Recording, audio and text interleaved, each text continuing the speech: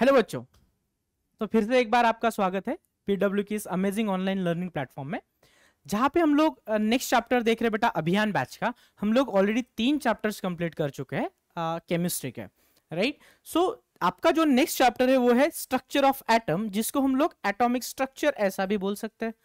हे का सांगतोय कारण की जनरली स्टेट बोर्डच्या मुलांना चॅप्टरच्या नावावरून पण त्यांना डाऊट उभे राहून जातात। सर आमच्या बुकमध्ये तर ॲटॉमिक स्ट्रक्चर किंवा स्ट्रक्चर ऑफ ॲटम असं नाव दिलं, तर तुम्ही असं का लिहिलं?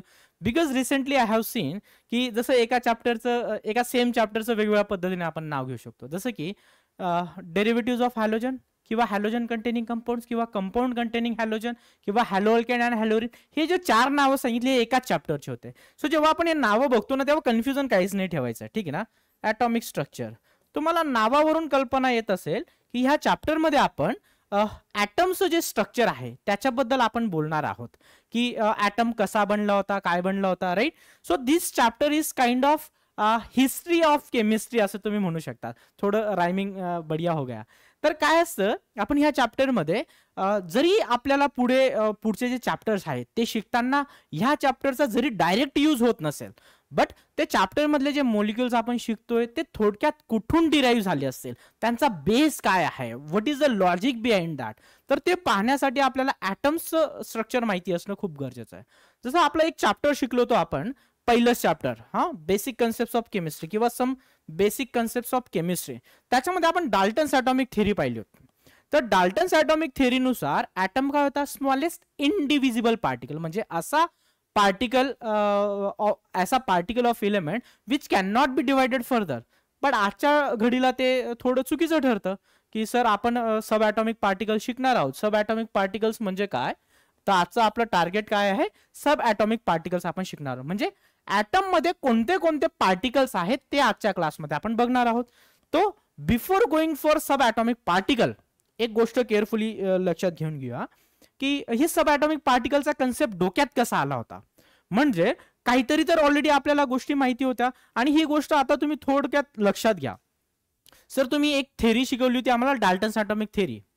नाव तुम्ही आता सांगतात की ती थेरी चुकीची होती, पूर्णपणे चुकीची नव्हती। जर त्या सायंटिस्टने, जर डाल्टन्सने जर ॲटॉमिक थेरीवर काम केलं नसतं तर आपल्याला पुढचे लॉजिक्स भेटले नसते। म्हणजे जेव्हा आपण एक थेरी शिकतो, त्या थेरीमधून आपण शिकत असताना आपल्याला काहीतरी डाऊट येतो की आपल्या सगळ्या क्युरीज ज्या आहेत, जे डाऊट आहे ती थेरी सॉल्व्ह करू शकत नाही, म्हणजे मग आपण नवीन गोष्टी शोधायला सुरुवात करतो। ते शोधल्यानंतर आपण पहिले थेरीला चुकीचं ठरवतो। आता शोधल्यानंतर, डाल्टन्सने शोधल्यानंतर तर बोरने किंवा रुदरफोर्डने नवीन मॉडेल बनवलं। तर रुदरफोर्डच्या मॉडेल नंतर किंवा तुम्ही प्लम पुडिंग मॉडेल पण म्हणू शकता, थॉम्सनचं याच्या अगोदरचं, आपण सगळे मॉडेल नाही बघत, आपण फक्त थोडक्यात हिस्ट्री बघत आहोत। डाल्टन्स नंतर थॉम्सनने प्लम पुडिंग मॉडेल काढलं, ते पण चुकीचं ठरलं। मग नंतर रुदरफोर्डने मॉडेल काढलं, ते पण चुकीचं ठरलं। नंतर बोरने मॉडेल काढलं, ते पण चुकीचं ठरतंय। नंतर त्याच्यानंतर वेव्ह मेकॅनिकल मॉडेल किंवा आपण क्वांटम मॉडेल असं म्हणतो। तर हे काय होतंय, क्वांटम मॉडेल डायरेक्ट एका दिवसात डेव्हलप नाही झालं, किंवा बोहरने एका दिवसात ती थेरी डेव्हलप नाही केली, त्याच्या अगोदर लोकांनी काम केलेलं। त्या कामामधल्या चुका शोधून काय काय चूक होती ते करेक्ट करणं म्हणजे काय? Development of new theory.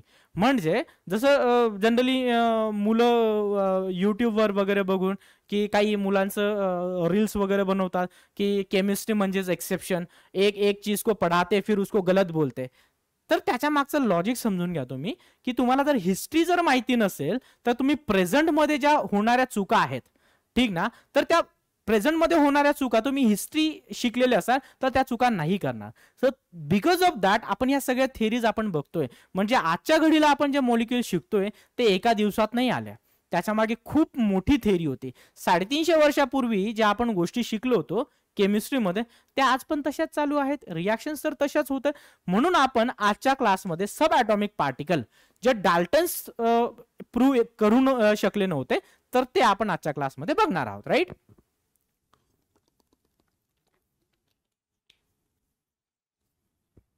मग डाल्टन्सची थेरी पूर्णपणे चुकीची होती का? नाही।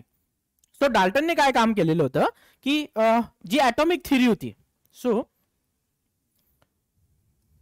आपण थोडक्यात बॅकग्राऊंड बघून घेऊया याचं, की सब ॲटॉमिक पार्टिकलचा विचार कुठून आला असेल डोक्यामध्ये। So Dalton's atomic theory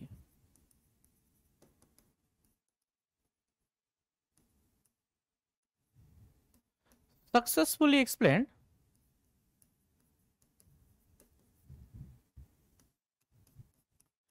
explained laws of chemical combination, right. जे आपण केमिकल कॉम्बिनेशनचे लॉज पाहत होतो, ठीक ना. कुठले लॉज होते? Conservation of mass, law of multiple proportion, law of constant proportion. तर ते सगळे लॉ डाल्टन सक्सेसफुली एक्सप्लेन करू शकत होता. म्हणजे जसं लॉ ऑफ केमिकल कॉम्बिनेशन मध्ये सगळ्यात पहिला आपण कॉन्झर्वेशन ऑफ मास शिकतो. काय सांगतो तो लॉ?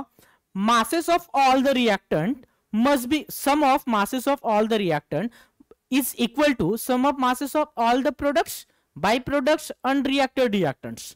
जर आपण कुठलीही रिएक्शन करत होतो, ज्याच्यापासून सुरुवात केली त्याचं मास आणि ज्याच्यापर्यंत पोहोचलो त्याचं मास हे काय होतं? सेम होतं. हा कुणाचा लॉ होता? Law of Vat chemical combination. नंतर कॉन्स्टंट कंपोजिशन म्हणजे काय? आपण कुठल्याही गोष्टीपासून तो कंपाऊंड मिळवत असलो, जसं की वॉटर तुम्ही मिनरल वॉटर घ्या किंवा तुम्ही तळ्यातून पाणी आणा किंवा रेन वॉटर असेल, dam, whichever is the source of water, in that water the combination hydrogen आणि ऑक्सिजनचा जो रेशिओ तो फिक्स राहत होता. That is law of what बेटा? Constant composition. त्याच्यानंतर मल्टिपल प्रोपोर्शन आपण पाहिला. तर थोडक्यात हे सगळे लॉ जे होते ते डाल्टन सक्सेसफुली एक्सप्लेन करू शकत होता. मग असं काय झालं की ज्याच्यानंतर आपल्याला सब ॲटॉमिक पार्टिकल शोधायची गरज पडली. जसं की एकदम चाइल्डिश एक्सपेरिमेंट सांगतो. हा एक्सपेरिमेंट ऑलमोस्ट सगळ्या पोरांना माहिती असेल. तुम्ही एखादा प्लास्टिकची वस्तू घेतली किंवा एखादी वस्तू घेतली, तिला घासलं, राईट, आणि त्याच्यानंतर तुम्ही ते पेपरच्या पीसेस जवळ घेऊन गेले, तर ते पेपरचे पीसेस अट्रॅक्ट होते. म्हणजे घर्षणाने काहीतरी चार्ज जनरेट होत होता. मग हा चार्ज कुठून आला असेल? This is made up of wood. Obviously काहीतरी तर मॉलिक्यूल आहे, तर ॲटम तर असणारच आहे. म्हणजे ॲटम मध्ये अशा पण काही गोष्टी आहेत ज्यांच्यावर चार्ज आहे. So this kind of फेनॉमिनॉन Dalton's कुड नॉट एक्सप्लेन. म्हणजे इलेक्ट्रिसिटी असेल तर किंवा घर्षणाने ते चार्जेस कसे डेव्हलप होतात ते डाल्टन्स एक्सप्लेन नाही करू शकले. म्हणून आपल्याला गरज पडली सब ॲटॉमिक पार्टिकल्स किंवा discovery of sub atomic particles. So पुढचा पॉइंट मी लिहून टाकतो. डाल्टन्स ॲटॉमिक थेअरी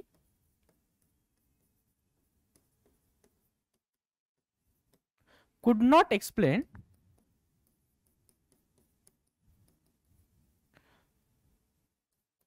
some किंवा what could not explain charges developed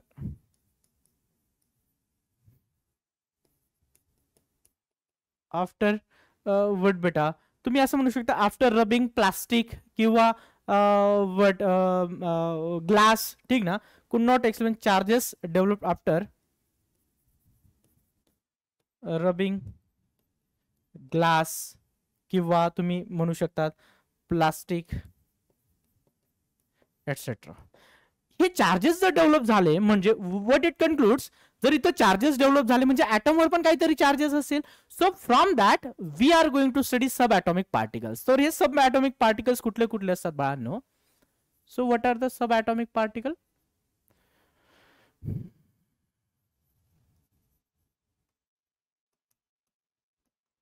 What are subatomic particles? तर हे सब ॲटॉमिक पार्टिकल्स आपण असं म्हणू शकतो की the particle which makes the atom, म्हणजे ज्यांच्यापासून ॲटम बनलेला आहे. So particles which makes atom आपण सोप्या शब्दात बघतोय, ठीक आहे ना. जास्त कॉम्प्लिकेट करून बघा, सायन्सची beauty of science is what maximum content जे आहे ना ते इंग्लिशमध्ये आहे. आणि आपला प्रॉब्लेम, आपली गोची तिथंच होते की सर आपल्याला इंग्लिश खूप चांगल्या पद्धती, कारण की maximum literature is present in English.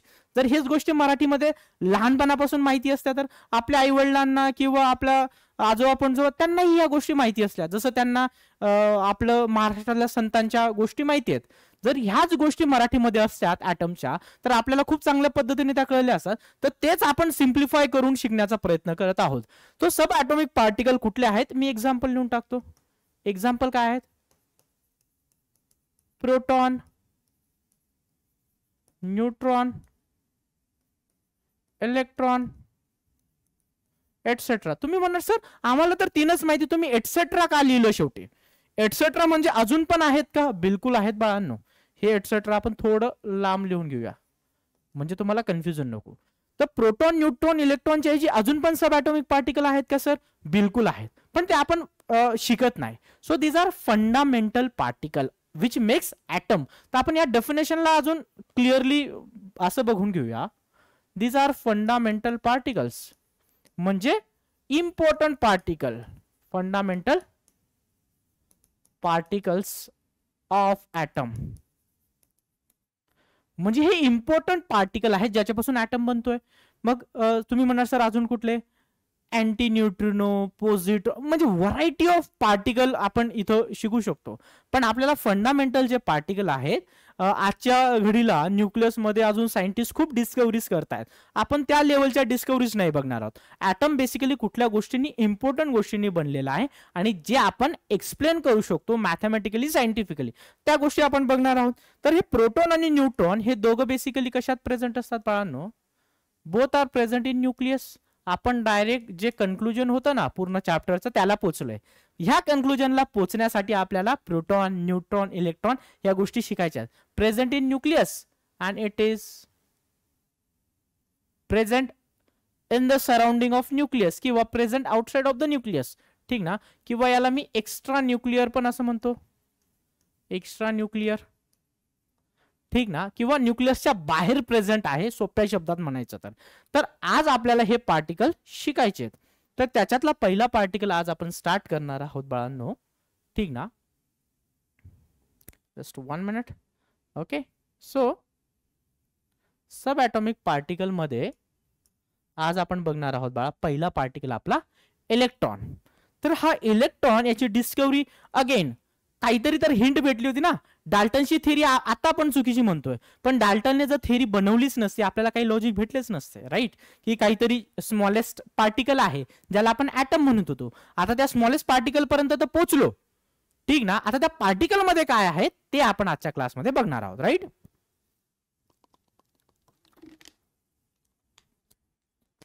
आता तुमच्या स्टेट बोर्डच्या बुक नुसार ज्या गोष्टी आहेत त्या तर आपण बघणारच आहोत. पण माय एम इज व्हॉट, तुम्हाला फक्त ते एक्झाम पॉइंट ऑफ व्ह्यू तेवढं लिमिट न ठेवता तुम्हाला ते अंडरस्टँडिंग पॉइंट ऑफ व्ह्यू खूप इम्पॉर्टंट आहे. म्हणून आपण फक्त स्टेट बोर्डमध्ये आहे तेवढ्याच गोष्टी नाही बघणार आहोत. जे स्टेट बोर्डमध्ये आहे मी ते तुम्हाला इम्पॉर्टंटली तिथं पॉइंट आउट करून देणार आहे. तेवढं तुम्ही नोट्स किंवा एक्झाम पॉइंट ऑफ व्ह्यू लक्षात ठेवायचं. बाकीच्या ज्या ॲडिशनल गोष्टी सांगणार आहे that is for your understanding. तुम्हाला सब्जेक्टचा फील मिळण्यासाठी त्या गोष्टी आपण बघणार आहोत. जसं की इलेक्ट्रॉनची डिस्कवरी ऑब्व्हियसली जे इम्पॉर्टंट पॉइंट आहेत एक्झाम किंवा तुमच्या बोर्डच्या बुकने ते आपण सुरुवातीला बघून घेऊया. जसं की डिस्कवर्ड बाय व्हॉट बेटा? Discovered by J Thomson. यांनी जनरली हे काम करत होते 1897च्या टाइमामध्ये हे काम करत होते, राईट? सो यांचा वर्किंग पिरियड आपण त्या ठिकाणी मेन्शन करतोय. आता तुम्हाला एक्झॅक्ट ही सनावळी लक्षात ठेवायची गरज नाही, पण हे कशासाठी लिहितोय तुम्हाला कळायला पाहिजे की डिस्कवरी ऑफ इलेक्ट्रॉन झाली, त्याच्यानंतर डिस्कवरी ऑफ प्रोटॉन झाली, त्याच्यानंतर काहीतरी खूप वर्षानंतर जसं की 1911च्या जवळपास लगेच डिस्कवरी ऑफ आपण इलेक्ट्रॉन स्टार्ट झालं. त्याच्यानंतर 30 एक वर्षानंतर 1932च्या आसपास म्हणजे 20 एक वर्षानंतर आपण काय पाहिलं? न्यूट्रॉनची डिस्कवरी. मग एवढा वेळ का लागला असेल न्यूट्रॉनला डिस्कवर करायला ते पण आपण बघणार आहोत. तर जे थॉम्सन यांनी काय केलं? अच्छा, असं नाही की जे थॉम्सन एका दिवशी सकाळी उठले आणि त्यांनी ठरवलं चला आज आपल्याला इलेक्ट्रॉन शोधायचं आहे. It is not that easy. याच्या अगोदर लोकांनी खूप कामं करून ठेवले. जसं की फॅराडे इलेक्ट्रिसिटीवर काम करत होते बाळांनो, आणि त्यांना असं दिसलं की जेव्हा इलेक्ट्रोलिसिस रिॲक्शन करत होते की काहीतरी चार्ज पार्टिकल मूव्ह होत आहेत. ठीक आहे ना? काही गॅस लिबरेट होत आहे. याचा अर्थ काय? काहीतरी तर केमिकल रिॲक्शन होते. ठीक ना? तर ती केमिकल रिॲक्शन कोणामुळे होती? निगेटिव्हली चार्ज पार्टिकलमुळे. आणि ते शोधायचं काम कोणी केलं? जे थॉम्सन यांनी, राईट? तर आपण बघून घेऊया की डिस्कवरी ऑफ इलेक्ट्रॉन कसं झाली. याच्यासाठी यांनी जे थॉम्सन यांनी एक छोटासा एक्सपेरिमेंट केला, त्याला आपण म्हणतो कॅथोड रे एक्सपेरिमेंट. काय म्हणतो आपण? Cathode ray experiment, right? या एक्सपेरिमेंट मधून त्यांनी कन्क्लूड केलं की इलेक्ट्रॉन इज व्हॉट बेटा, ही कन्क्लुडेड. आता मी तुम्हाला डायरेक्टली एक्सपेरिमेंट न सांगता डायरेक्ट कन्क्लुजनवर आलो. कारण का? Because this is important according to exam point of view. आता ही पूर्ण डिस्कवरी तुम्हाला डिटेलमध्ये सांगणार आहे, but that is not important according to exam point of view. So यांनी काय सांगितलं, so according to J Thomson, right, काय कहतो बा, सो इलेक्ट्रॉन इज व्हाट बेटा, negatively charged particle, right. Cathode ray बद्दल जेव्हा आपण माहिती बघत होतो, ह्या एक्सपेरिमेंट त्यांना असं कळलं की तुम्ही कुठलाही गॅस घ्या, त्यांनी गॅसवर एक्सपेरिमेंट केला होता, तो एक्सपेरिमेंट आपण पाहणार आहोत. कुठलाही गॅस घ्या, त्या गॅसमध्ये एक इलेक्ट्रॉन जो आहे that is a fundamental particle. त्याचं सगळ्या पार्टिकल मध्ये तो इलेक्ट्रॉन जो आहे तो सेम आहे. त्याचं मास किती आलं होतं बघा, मास ऑफ इलेक्ट्रॉन किंवा चार्ज अगोदर लिहून टाकूया. चार्ज किती होता, निगेटिव्हली तर आहे पण तो किती होता, 1.6. आता इथं निगेटिव्ह लिहून टाका, 1.602 इंटू 10⁻19 कुलोम एवढा त्या इलेक्ट्रॉनवरचा चार्ज होता.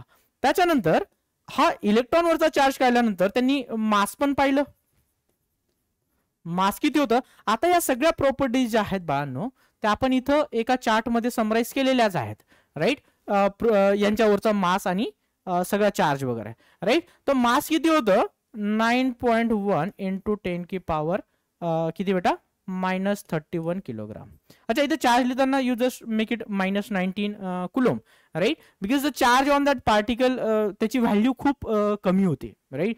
आता बघून घेऊया आपण, ही तर जनरल माहिती झाली तुमच्या एक्झाम पॉईंट. ह्या एवढ्या व्हॅल्यूज ज्या आहेत, इलेक्ट्रॉन जो होता तो निगेटिव्हली चार्ज होता, त्याच्यावरचा चार्ज -1.602 इंटू 10⁻19 एवढा कुलोम होता. एका इलेक्ट्रॉनचं मास जे होतं 9.1 इंटू 10⁻31 किलोग्राम.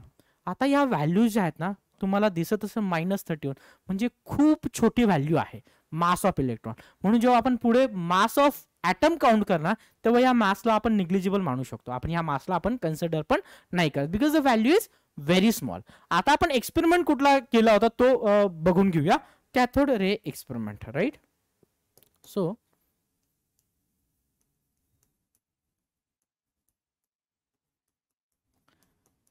यांनी काय केलं, थॉम्सन यांनी काय केलं, एक हार्ड ग्लास ट्यूब घेतली, ठीक ना, याला कॅथोड रे ट्यूब असं म्हटलं त्यांनी. आता आपण सिरीज ऑफ एक्सपेरिमेंट बघणार आहोत, राईट.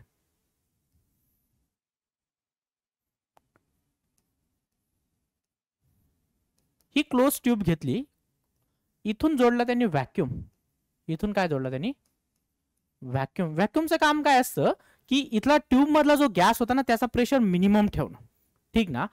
ट्यूब मधला प्रेशर जो आहे तो खूप कमी ठेवला. इथं त्यांनी कनेक्ट केले बाळांनो इलेक्ट्रोड्स, 2 इलेक्ट्रोड्स कनेक्ट केले आणि याला जोडलं बॅटरीला. याला कशाला जोडलं बाळांनो, बॅटरीला जोडलं यांनी. आता ही बॅटरी जी होती, मी इथं थोडंसं डायग्राम व्यवस्थित करून टाकतो.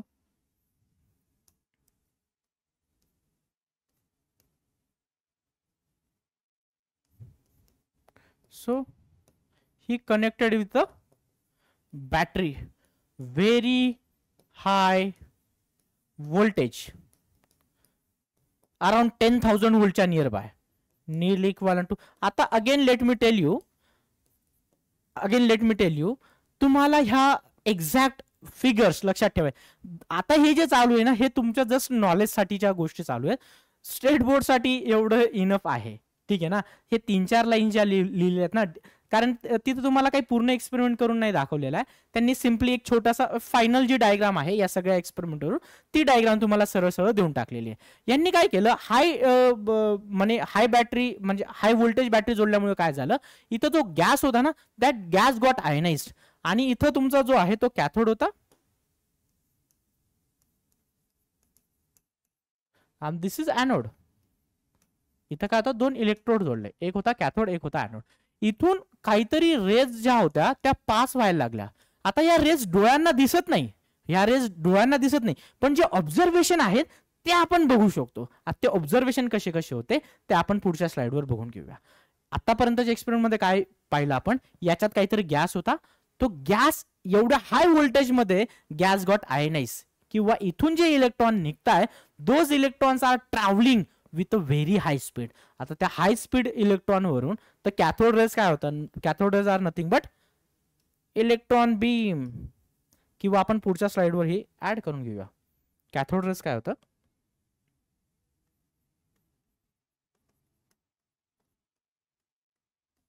नथिंग बट व्हॉट बेटा, beam of electron traveling from cathode to anode, right? Traveling from cathode to anode. तर हे कसं कळलं तो ट्रॅव्हल करत होता. मग यांनी दुसरा एक्सपेरिमेंट केला. काय केलं, परत तीच ट्यूब घेतली, तोच सेटअप घेतला आणि काय केलं, इथं कॅथोड घेतला. आता मी सगळे नावं नाही देत, इकडं व्हॅक्यूम जोडला, राईट. इथं अरे मी या ट्यूबलाच बॅटरी जोडली, असं नाही करायला पाहिजे ना, राईट. सो कॅथोड आणि ॲनोड घेतला,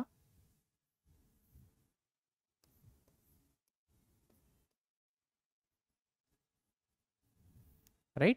इथं मी अगेन बॅटरी जोडली आणि काय केलं बाळांनो, इथं परत तोच फेनॉमिनॉन केला मी. इथून कॅथोड रेज काय होत आहेत, जात आहेत. पण मी आता थोडासा एक चेंज केला. मी या ॲनोडला काय केलं, होल केले. मी होल केले आणि इथं एक फ्लुरोसंट झिंक सल्फाइडचं कोटिंग केलं. इथं काय केलं, झिंक सल्फाइडचं कोटिंग केलं, झिंक सल्फाइड कोटिंग. आणि हा ॲनोड जो होता ना, मी आता या ॲनोडला थोडस खोडून टाकतो आणि इथं मी वेगळ्या प्रकारे हा ॲनोड लिहितो. याच्यामध्ये काय होतं बाळांनो, ॲनोड मध्ये होल केले मी, ॲनोडची जी प्लेट होती त्याच्यामध्ये होल केले. आता काय होणार, हे कॅथोड रेस ह्या होल मधून पास होणार आणि they will strike on what बेटा, झिंक सल्फाइड कोटिंग. आता झिंक सल्फाइड कोटिंगला जर ते स्ट्राईक झाले तर आपल्याला ब्लॅक कलरचे स्पॉट दिसायला लागले आणि दो स्पॉट कन्फर्म्स की इकडून काहीतरी पार्टिकल, जसं की मी एक बॉल घेतला, ठीक ना. मी तो बॉल जर मी एक पांढरा खराब बॉल होता ना, माती लागलेली, तो बॉल जर मी वॉलवर मारून फेकला तर त्या वॉलवर त्याचं निशाण पडेल, बरोबर ना. सेम त्या पद्धतीने हे झिंक सल्फाइडचं जे कोटिंग होतं त्याच्यावर जेव्हा हे इलेक्ट्रॉन आदळले तेव्हा तिथं ब्लॅक स्पॉट्स क्रिएट झाले. सो मी तर कन्क्लुजन लिहून टाकतो. कन्क्लुजन काय होतं, black spots on zinc sulfide coating confirms electrons are किंवा सम पार्टिकल्स. आता आपण त्याला इलेक्ट्रॉन तर बोलतो कारण आपल्याला माहिती आहे, पण काहीतरी तर पार्टिकल होते, ते आले आणि आढळले. पण ते पार्टिकल कुठल्या नेचरचे, निगेटिव्हली चार्ज, कारण की आपल्या कॅथोड मधून ते बाहेर पडतात. So confirms electrons are particle in nature, ठीक. अँड निगेटिव्हली चार्ज,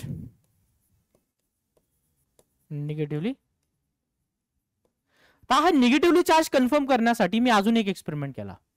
यालाच पुढे आता तुमच्या स्टेट बोर्डच्या बुकमध्ये जे फायनल डायग्राम दिली ती आपण काढून घेऊया, राईट. मे बी ती वेगळ्या पद्धतीने काढलेली असेल. सो नीड नॉट टू वरी, आपल्याला बेसिक सेटअप बघायचा आहे की इलेक्ट्रॉनला कशा पद्धतीने यांनी डिस्कवर केलं असेल.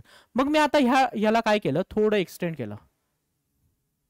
इथून हा कॅथोड रे होता, या ट्यूबला काय केलं मी,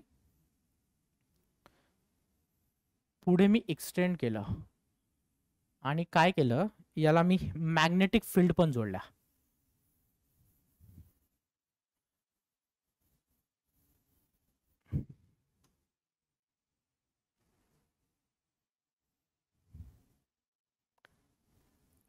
कॅथोड रे ट्यूब मध्येच मी थोडासा चेंज केला, राईट. आता इथं मी बॅटरी परत जोडून टाकली आणि सेम सेटअप, कॅथोड ॲनोड.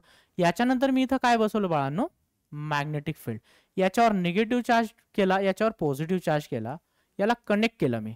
जेव्हा हे कॅथोड रेस पास होत होते, जेव्हा हे, आता बघा मी जो एक्सपेरिमेंटल सेटअप काढतोय ना तुम्ही मी जे एक्सप्लेन करतो ना त्याच्यावर फोकस करा रादर दॅन डायग्राम.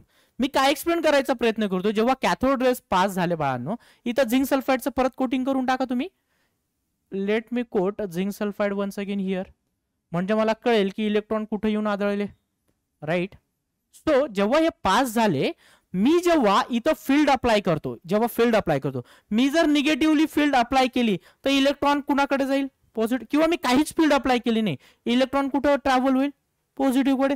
दोघांकडून मी जर इक्वल स्ट्रेंथ अप्लाय केली तर इलेक्ट्रॉन कुठं ट्रॅव्हल होईल, स्ट्रेट लाईन मध्ये ट्रॅव्हल होईल. काय होईल, तो स्ट्रेट लाईन मध्ये ट्रॅव्हल होईल. म्हणून इथून काय काय कन्क्लुजन झाले या एक्सपेरिमेंट पासून तर बघून घेऊया. So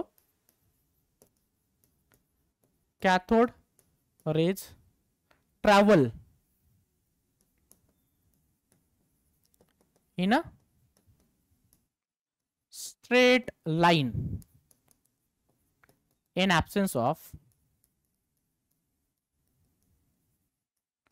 magnetic field.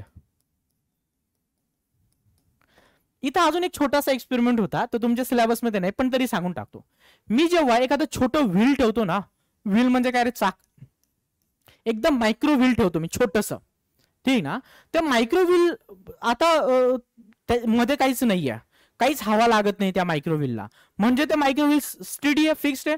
पण जर मी त्याला काहीतरी टच केलं तर ते व्हील फिरेल, बरोबर ना, किंवा काहीतरी तर मुवमेंट होईल त्या व्हील मध्ये. तर जेव्हा कॅथोड रेज एक्सपेरिमेंट मी सुरू केला तेव्हा हे व्हील फिरायला लागलं, म्हणजे काय, electrons were particle in nature. तर हे पण एक कन्क्लुजन आहे. असे छोटे छोटे सिरीज ऑफ एक्सपेरिमेंट केले, पण तुमच्या सिलेबस नुसार 2-3 लाईनीमध्ये ते टोटल कम्प्लीट होतं बाळांनो. सो फक्त तेवढं रेस्ट्रिक्टेड न राहता, फक्त तेवढं रट्टा न मारता, तुम्ही थोडं त्याच्या पुढे जाऊन गोष्टी बघा की इलेक्ट्रॉन ह्या मायक्रोव्हील, आता मी हे लिहित नाहीये बट तुम्ही समजून घ्या की मायक्रोव्हील जर फिरलं म्हणजे इकडून काहीतरी पार्टिकल त्या मायक्रोव्हीलवर आदळत आहेत, त्या मायक्रोव्हीलवर आदळले म्हणजे त्या मायक्रोव्हील फिरणार, म्हणजे जे येणारे पार्टिकल आहेत ते काय आहेत, आपल्या डोळ्यांनी दिसत नाहीयेत, इनव्हिजिबल आहेत, पण ते पार्टिकल याच्यावर आदळत आहेत, ते व्हील फिरतंय, ते आपल्या डोळ्यांना दिसतंय. म्हणून मी तर काय कन्क्लूड करतो, इट इज व्हॉट बेटा, पार्टिकल इन नेचर, ठीक ना, किंवा ब्लॅक स्पॉट जे आहे ते पण कन्फर्म करता. सो ही व्हरायटी ऑफ एक्सपेरिमेंट मधून आपल्याला काय, पहिला पॉईंट लिहिला, cathode rays travel in a straight line. So cathode rays या सगळ्या कॅरेक्टरिस्टिक झाल्या. कॅथोड रेजच्या अजून खूप कॅरेक्टरिस्टिक आहेत, ते आपण इन डिटेल नाही बघणार आहोत. ज्या इम्पॉर्टंट गोष्टी आहेत ते आपण बघणार आहोत. इट इज निगेटिव्हली चार्ज, ठीक ना. इथं चार्ज बाय मास रेशो मला कळाला, या एक्सपेरिमेंट मधून चार्ज बाय मास रेशो कळाला, ठीक ना. आणि एका पर्टिक्युलर एक्सपेरिमेंट मधून मला चार्ज ऑलरेडी कळलेला होता.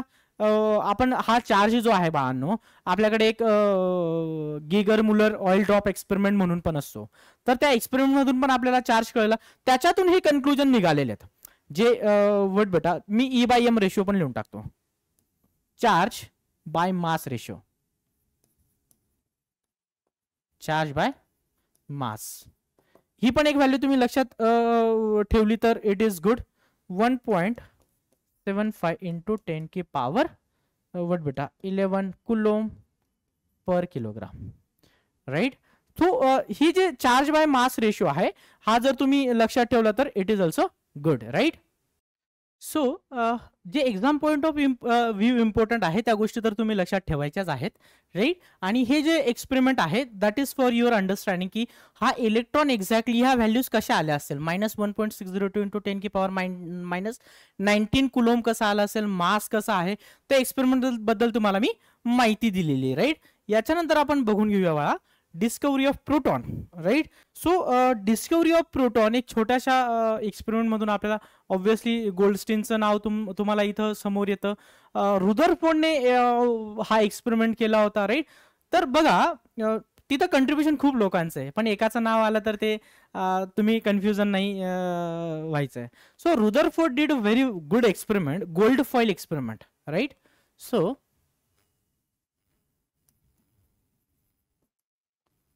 रुदरफोर्ड्स गोल्ड फॉइल एक्सपेरिमेंट खूप सोपा आणि एक इम्पॉर्टंट एक्सपेरिमेंट होता, राईट. ह्या एक्सपेरिमेंटला आपण समजून घेऊया. इथं बेसिकली त्यांनी फक्त प्रोटॉनला डिस्कवर नाही केलं, इथं आपल्याला न्यूट्रॉन बद्दल पण माहिती भेटते, कारण की मास वरून आपल्याला ऍक्च्युली न्यूट्रॉनची डिस्कवरी मास वरून झाली होती, आपण ते पुढे बघूनच घेऊया. पण आता हे प्रोटॉनची डिस्कवरी कशी झाली ते आपण थोडक्यात एक छोटीशी डायग्राम काढूया आणि तिथून डिस्कवरी ऑफ प्रोटॉन जे आहे आपण ते डिस्कवरी ऑफ प्रोटॉन बाळांनो बघून घेऊया. राईट. सो लेट्स सी की हे डिस्कवरी ऑफ प्रोटॉन कशा पद्धतीने झालं असेल. राईट. तर मी एक सोर्स ऑफ जे तुमच्या बुकमध्ये डायग्राम दिली असेल त्याच्यानुसारच आपण जाऊन घेऊया. राईट. सो इथं मी एक सोर्स घेतला. दिस इज सोर्स ऑफ एक क्यूब घेतला मी, source of alpha particle. This is generally polonium. आपण नेम करण्यासाठी एक वेगळा पेन वापर. Source of alpha particle. आता तुम्ही म्हणणार सर अल्फा पार्टिकल तर आम्ही पहिल्यांदाच ऐकतोय, तर अल्फा पार्टिकल काय असतं ते आपण साईडला इन्फॉर्मेशन लिहून घेऊया. Alpha particle is nothing but helium nucleus. तुम्ही याला असं लिहू शकतात, helium atomic number 2 mass number 4, किंवा हेलियम ॲटम पासून मी 2 इलेक्ट्रॉन जेव्हा काढून घेतो तर मला काय मिळतं, helium +2. This is your alpha particle. हा काय बाळांनो, पण तुम्ही एवढं जर लक्षात घेतलं की हा हेलियम न्यूक्लियस आहे, इलेक्ट्रॉन बोललो का मी, नाही. सो न्यूक्लियस मध्ये फक्त प्रोटॉन आणि न्यूट्रॉन असतात. So it is source of alpha particle. तर हे अल्फा पार्टिकल इथून याच्यातून निघतायत, हे काय होतात, अल्फा पार्टिकल याच्यातून निघतायत. राईट. सो हे अल्फा पार्टिकल मी काय करतो, एका लेडची शीट घेतो आणि त्या लेडच्या शीटमध्ये एक होल करतो. इट इज व्हॉट बेटा, लेड शीट. हे लेड शीटचं काम काय असतं बाळांनो, तुम्ही कधी एक्सरे करायला गेलात ना तर तिथं लेडचं शीट्स वापरले जातात. ठीक ना, because this lead sheet doesn't allow particle to move from it. म्हणजे त्याच्यामधून लेड शीट मधून पास नाही होऊ शकत, म्हणून एक्सरे आर हजार्डसच असतात आपल्यासाठी. तर ते 100 आपल्याला ज्या पार्टचा एक्सरे घ्यायचा तेवढाच पार्ट आपण एक्सपोज करतो एक्सरेसाठी, बाकीचा पार्ट कवर्ड असतो युझिंग लेड शीट. लेड मेटलचं शीट असतं. याच्यातून मी काय केलं, अल्फा पार्टिकल एक होल केलं. ठीक ना, इथून काय केलं मी, होल केलं आणि या होल मधून हे अल्फा पार्टिकल पास होणार. तर एवढे सारे अल्फा पार्टिकल पैकी काय झालं बाळांनो, फक्त एका पर्टिक्युलर याच्यातून अल्फा, आता हे इथून जे स्ट्राईक होणार आहेत ते तर पास नाही होणार, फक्त हे जे आहे ते याच्यातून पास होऊ शकतं. आता हे याच्यातून जेव्हा पास होतंय, मी पुढे काय ठेवतो बाळांनो, एक गोल्ड फॉइल ठेवतो. काय ठेवतो, इथं आपण एक पूर्ण एक जी टोटल डायग्राम आहे ती बनवून घेऊया, जेणेकरून तुम्हाला थोडक्यात आयडिया येईल. आता I am sorry for this drawing, कारण की माझ्याकडे काही ऑप्शन नाहीये, my drawing is not that good, पण मी प्रयत्न करतो तरी की चांगल्यात चांगलं काढता येईल असं. अरे किती घाणेरडं निघतंय. हा ओके, एनिवे आपण प्रयत्न आपले सुरू ठेवूया.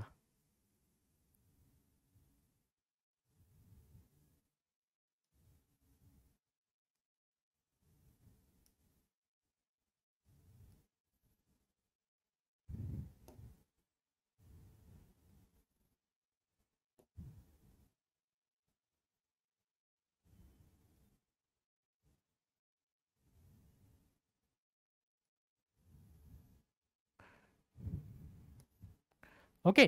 सो हा काइंड ऑफ यू शेप मी प्लेट घेतलेली आहे. This is not a gold का plate, this is zinc sulphide material.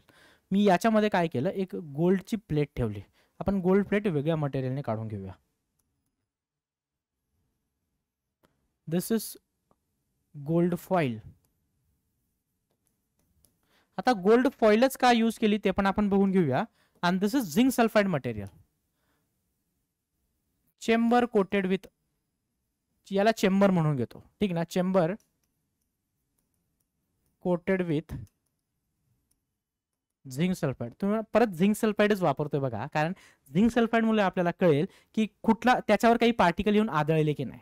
तर काय केलं मी, जेव्हा हे अल्फा पार्टिकल याच्यावर मी स्ट्राईक करतोय, when I am striking alpha particle, तर काय होतं बाळांनो, याच्यातले बऱ्यापैकी जे पार्टिकल होते ते सरळ सरळ पास झाले. काय झाले, त्या गोल्ड फॉइल प्लेट मधून सरळ सरळ पास झाले. पण काही ठराविक पार्टिकल जे ते डिफ्रॅक्शन झालं, त्यांच्यामध्ये काय आलं बाळांनो, डिफ्रॅक्शन झालं, म्हणजे ते रिटर्न पण आले काही पार्टिकल. म्हणून इथं काय कन्क्लुजन काय आलं, आपलं अल्फा पार्टिकल काय होतं बाळांनो, पॉझिटिव्हली चार्ज. अल्फा कारण पॉझिटिव्हली चार्ज का, because it's a helium nucleus ज्याच्यावर पॉझिटिव्ह चार्ज आहे. आता इथून एक गोष्ट तुम्हाला लक्षात ठेवायला पाहिजे, opposite charges repel, sorry opposite charges attract and same charges repel each other. So same charges, आपला अल्फा पार्टिकल पॉझिटिव्ह चार्ज होता, न्यूक्लियसवर काय चार्ज असतो रे, positive charge because of proton. जेव्हा तो न्यूक्लियसवर जाऊन आदळेल अल्फा पार्टिकल, तेव्हा तो काय होणार, त्याची डायरेक्शन चेंज होणार. पण तो जर पॉझिटिव्ह चार्जवर पोहोचत नाहीये, तो जर दुसऱ्या ठिकाणाहून जाते ज्याच्या ठिकाणी पॉझिटिव्ह चार्ज नाही, तर तो सरळ पास होऊन जाणार. जिथं त्याला प्रोटॉन भेटेल, प्रोटॉनला स्ट्राईक होऊन तो काय होणार, डिस्ट्रॅक्ट होणार. इथून काय कन्क्लुजन निघालं ते आपण पुढच्या स्लाइड्सवर बघून घेऊया. So conclusion,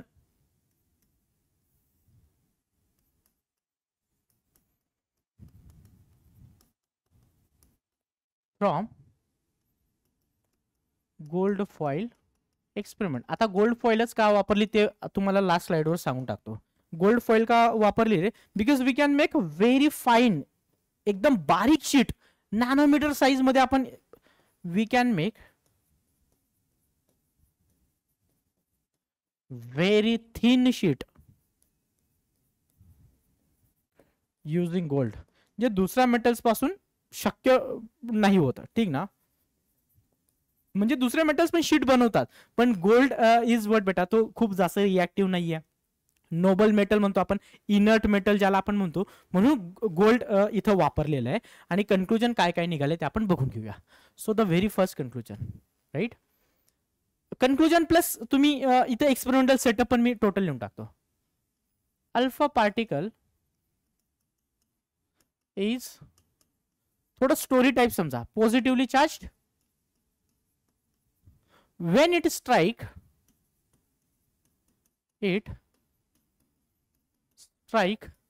on gold foil, when it strike on, again it is not very important according to your exam point of view, पण हा एक्सपेरिमेंट सांगण्यामागचं कारणच हे आहे की जर तो अल्फा पार्टिकल गोल्ड फॉइलवर आदळला तर त्याचं कन्क्लुजन काय निघालं. So when it strike on gold foil, then maximum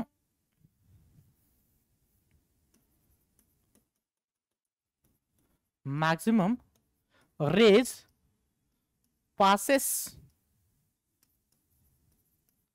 through foil, but only few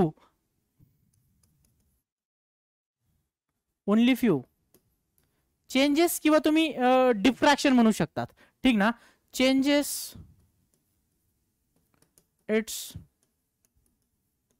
original path. म्हणजे काय की थोडक्यात लक्षात घ्या, मी तर एक्सप्लेन करायचा प्रयत्न करतो. हा माझा न्यूक्लियस होता पॉझिटिव्ह चार्ज, एवढा पण मोठा नसतो, मी न्यूक्लियसची साईज एवढी काढतो. जसं लॉजिकली जर पाहायला गेलं, ठीक ना, तर न्यूक्लियसची size it is in the power of 10 की पॉवर 13 एवढा, -13 एवढा छोटा असतो as compared to size of nucleus. Let's say this is nucleus, this is size of atom. जेव्हा मी अल्फा रेस पास केले, जेव्हा अल्फा रेस स्ट्राईक केले, तर हे सरळ सरळ त्याच्यातून पास होऊन गेले. ॲटम, आता दिस इज ॲटम, गोल्ड का ॲटम, जेव्हा अल्फा रेस पास झाले, सरळ सरळ पास झाले, सरळ सरळ पास झाले. पण जेव्हा अल्फा इथं आला ना, त्याने त्याचा पाथ चेंज केला. जेव्हा अल्फा डायरेक्टली इथं स्ट्राईक झाला, तेव्हा त्याने त्याचा पाथ चेंज केला.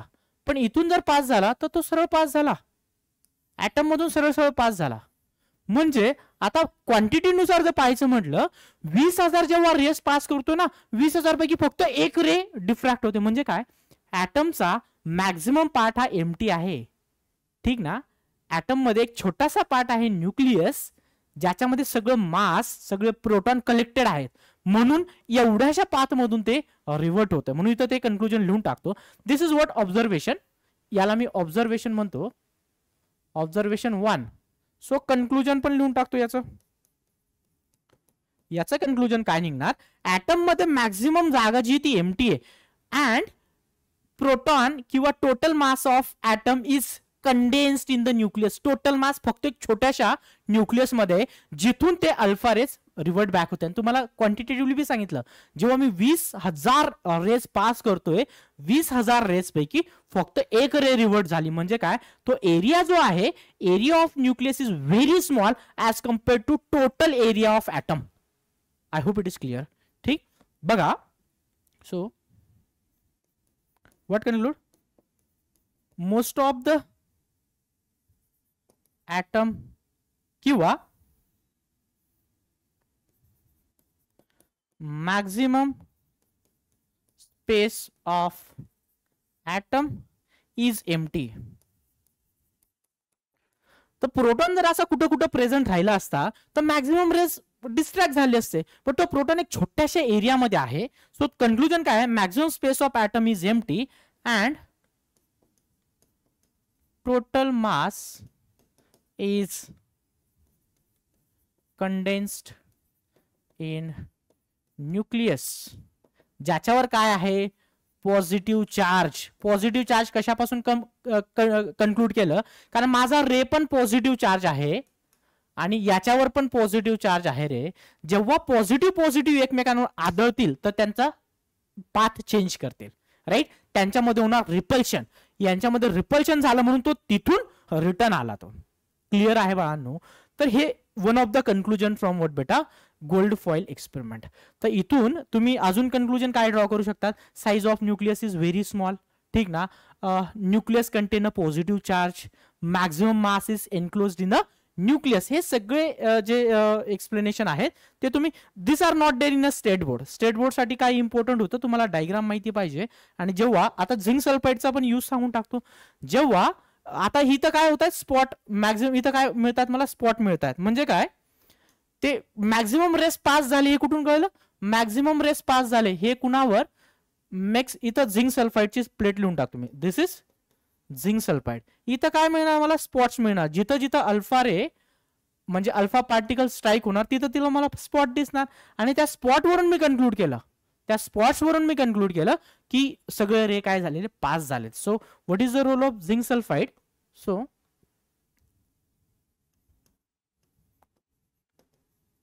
डिटरमाइन्स, झिंक सल्फाइड काय डिटरमाइन करतं,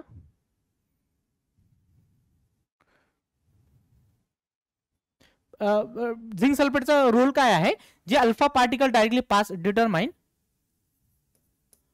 maximum empty space in atom. कारण तिथं जिथं जिथं मला स्पॉट दिसले त्याच्यावर मी कन्क्लूड केलं मॅक्झिमम रेस काय झाले, पास झाले त्या ॲटम मधून, right. So this one was a discovery of what बेटा, प्रोटॉन. त्याच्यानंतर येऊया discovery of neutron. Obviously James Chadwick, रुदरफोर्डच्या एक्सपेरिमेंट पासून काही कन्क्लुजन निघाले ते आपण पुढे बघून घेऊया. त्याच्यानंतर आपण जेम्स चॅडविक, ज्यांनी 1932 मध्ये हे काम केलं. James Chadwick in 1932. आता थोडक्यात मी एक दोन पॉइंट लिहितो, त्याच्यावरून हे न्यूट्रॉनचं लॉजिक जेम्स चॅडविक यांच्या लक्षात आलं. जसं की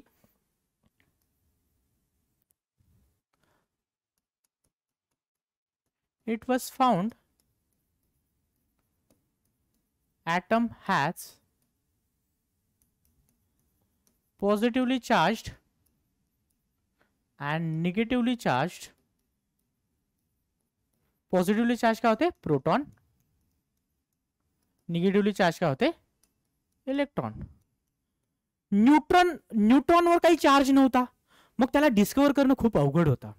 म्हणून पण डिस्कवरी कुठून निघाली, लक्षात घ्या. दाल में कुछ तो भी काला है हे कशावरून लक्षात आलं, जेव्हा मी ॲटमचं मास मेजर केलं, मला प्रोटॉनचा मास माहितीये, मला इलेक्ट्रॉनचा मास माहितीये. जेव्हा मी ॲटम, आता मी थोडक्यात लिहून टाकतो, ठीक ना. Logic, this logic will be helpful. का, मास ऑफ ॲटम, ठीक, समजून घ्या. हे मास होतं ए, ठीक. मास ऑफ प्रोटॉन हे होतं झेड. मी लिहून टाकतो, मास ऑफ इलेक्ट्रॉन आपण कन्सिडर नाही केलं तरी चालेल, कारण मास ऑफ इलेक्ट्रॉन काय होतं खूप निग्लिजिबल, 9.1 इंटू 10⁻³ किलोग्राम. ते नाही जरी घेतलं पण तुम्हाला समजण्यासाठी ते लिहून टाकतो. चला, mass of electron is equal to 9. आता ऍक्च्युअल व्हॅल्यू लिहून टाक इंटू 10⁻³ किंवा याला मी एक एक्स लिहून टाकतो. So when I did some, when scientists made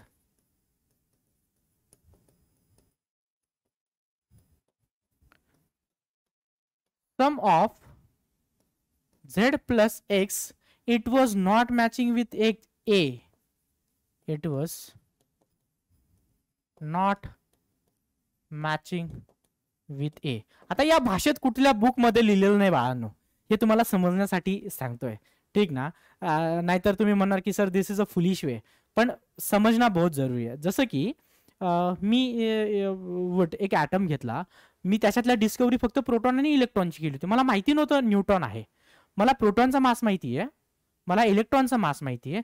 मी जेव्हा दोघांच्या मासची सम केली ना, तर टोटल मासच्या बरोबर येत नव्हतं. म्हणजे काहीतरी तर इथं आपण शोधलेलं नाही, आणि ते शोधलेलं काय होतं बाळांनो, देन रिमेनिंग काय होतं बाळांनो,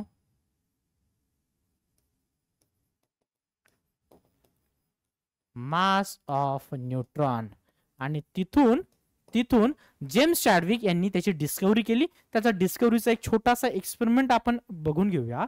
जसं की यांनी काय केलं बाळांनो, सोर्स ऑफ अल्फा पार्टिकल, परत इथं काय केलं, सोर्स ऑफ अल्फा पार्टिकल घेतला. हा सोर्स ऑफ अल्फा पार्टिकल जो होता बाळांनो, हा इट इज जनरली पोलोनियम. हा कुठला मॉलिक्यूल असतो, बिकॉज पोलोनियम इज वॉट बेटा, रेडिओ ऍक्टिव्ह. काय असतो, रेडिओ ऍक्टिव्ह असतो. आणि या पोलोनियम कंटिन्यू अल्फा पार्टिकल काय करत असतो, हा इमिट करत असतो. याच्यातून परत अल्फा पार्टिकल निघत होते. काय निघत होते बाळांनो, अल्फा पार्टिकल निघत होते. परत मी एक लेडची शीट घेतली, किंवा ह्या अल्फा पार्टिकलला मी जेव्हा स्ट्राईक करतोय बेरिलियम वरून, नॉट लेड शीट, बेरिलियमची शीट घेऊन घेऊ आपण. दिस इज व्हॉट बेटा, बेरिलियम शीट. जेव्हा बेरिलियम सोबत हा कंबाईन होतोय, बेरिलियम मधून निघतायत न्यूट्रॉन. काय निघतात बाळांनो, न्यूट्रॉन. आणि हे न्यूट्रॉन जेव्हा मी स्ट्राईक केले एका, दुसरं मी शीट घेतली, शीट किंवा तुम्ही लेअर म्हणू शकता.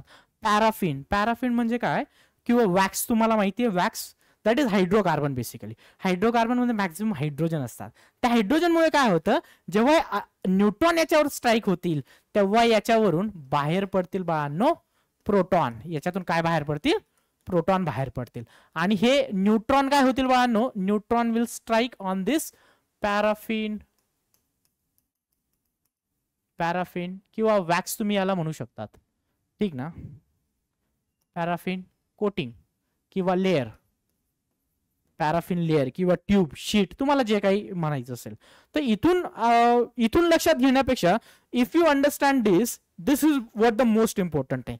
हे जर तुम्हाला माहिती आहे ना, न्यूट्रॉन कुठून कळला आपल्याला, की जेव्हा मी मासची सम करत होतो तेव्हा मला मास मॅच होत नव्हतं. म्हणजे जे अनमॅच्ड मास आहे तर ते कुठून मिळतंय मला, ते मिळतंय मला न्यूट्रॉन पासून. आणि न्यूट्रॉनचा मास पण बरोबर, आणि या एक्सपेरिमेंट मधून तेच कळलं, mass of neutron is almost similar to mass of neutron, almost equivalent to mass of proton. आणि ते वेलोसिटी ऑफ प्रोटॉन, ते पुढे फर्दर डिटेल एक्सपेरिमेंट आहे. We are not very much interested in that further experiment. पण तिथून आपल्याला कळलं की इथं काय आहे बाळांनो, प्रोटॉन आहे, राईट. म्हणजे इथं एक न्यूट्रॉन आहे, नॉट सॉरी, इथं न्यूट्रॉन आहे, त्याच्यावरून आपण हे डिटरमाइन केलं, राईट.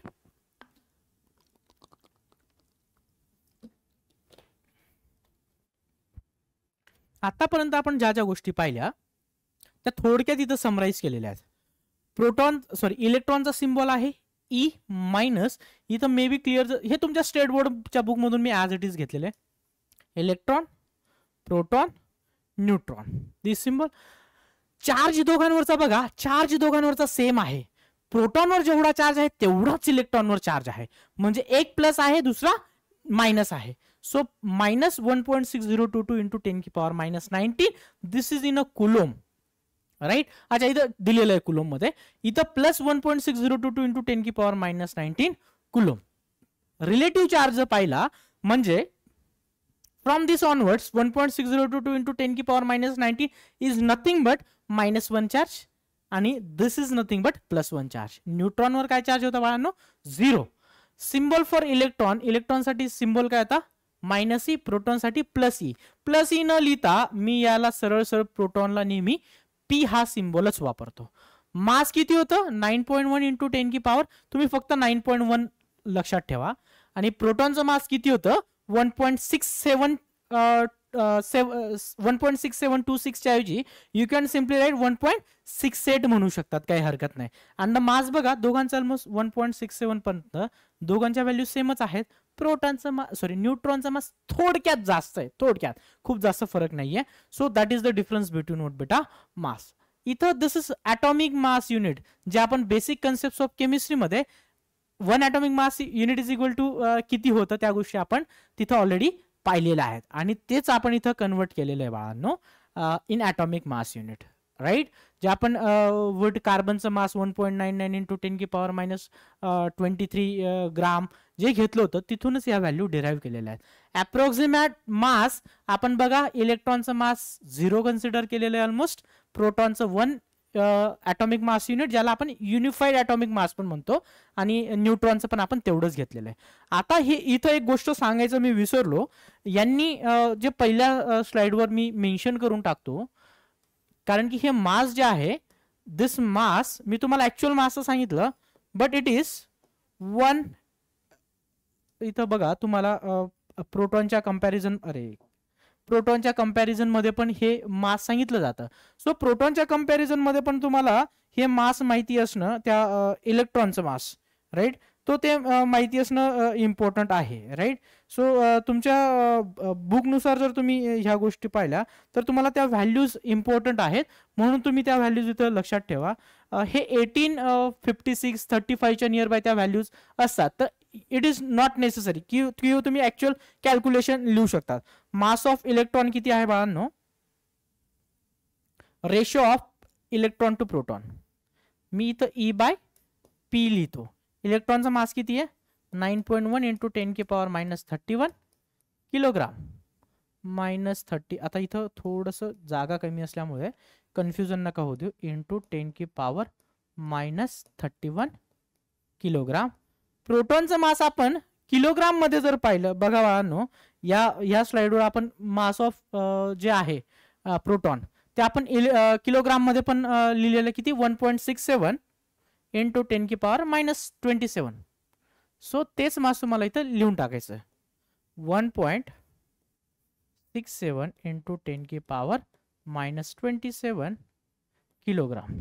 तर हा रेशो पण तुम्हाला विचारला जातो, तर हा रेशो इट्स ऑन होमवर्क, तुम्ही सॉल्व करा की 1 किती येतं, right. And that will be one of your homework, right. ते फर्दर तुम्ही सॉल्व करू शकतात, right. Okay, so this is आतापर्यंत जे पण शिकलो ते इथं थोडक्यात समराईज केलंय. प्रोटॉन, इलेक्ट्रॉन, न्यूट्रॉन या तिघांच्या व्हॅल्यूज, चार्ज. तुम्हाला मोस्ट इम्पॉर्टंट काय असणार आहे? एक तो ऍब्सोल्यूट चार्ज, व्हेरी इम्पॉर्टंट, आणि दुसरं mass, right. Actually this mass is also very important, right.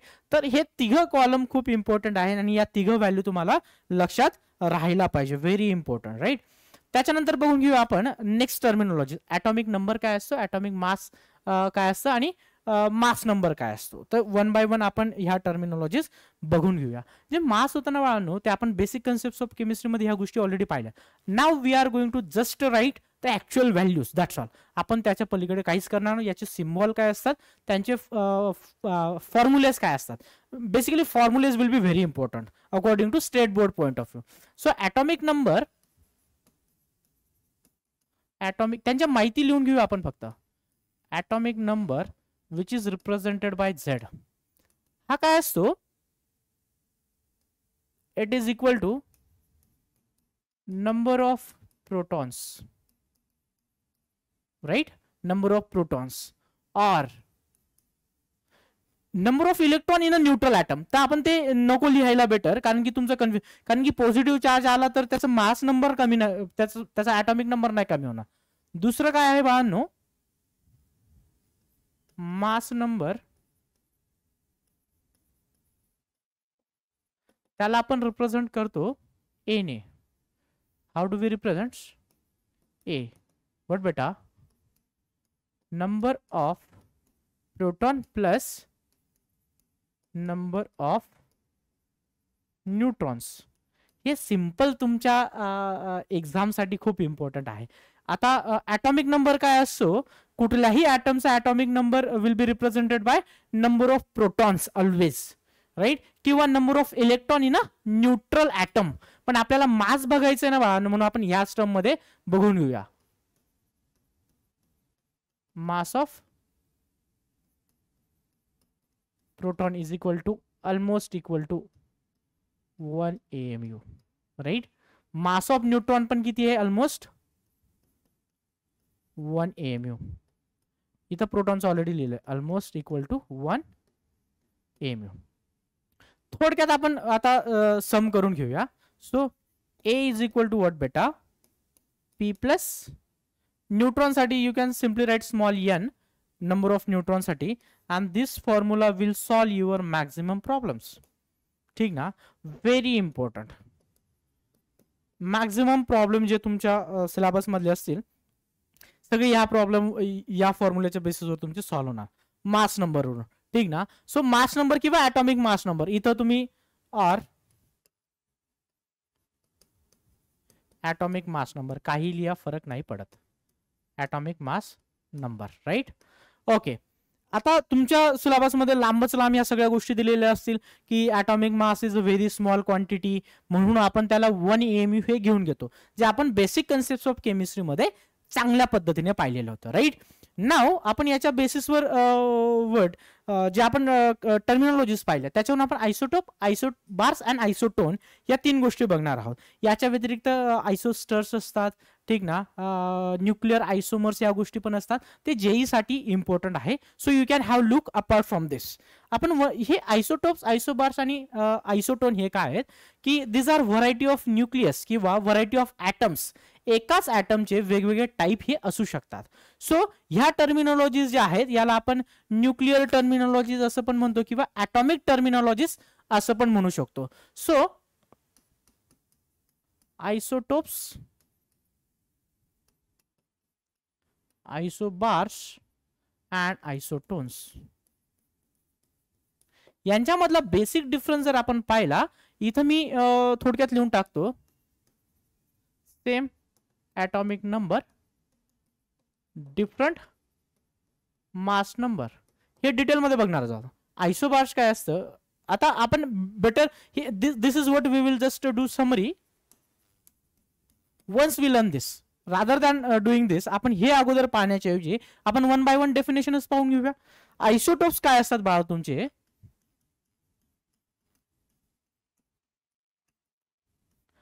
Elements having और इलेमेंट्स ऑफ म्हणजे एक सेम इलेमेंटचे असे ॲटम्स ज्यांच्यामध्ये काय होतं बाळांनो, तुमचं ॲटॉमिक नंबर तर सेम राहतोय, बट मास नंबर जो आहे तो वेगळा राहतोय. आता मास नंबर काय असतो?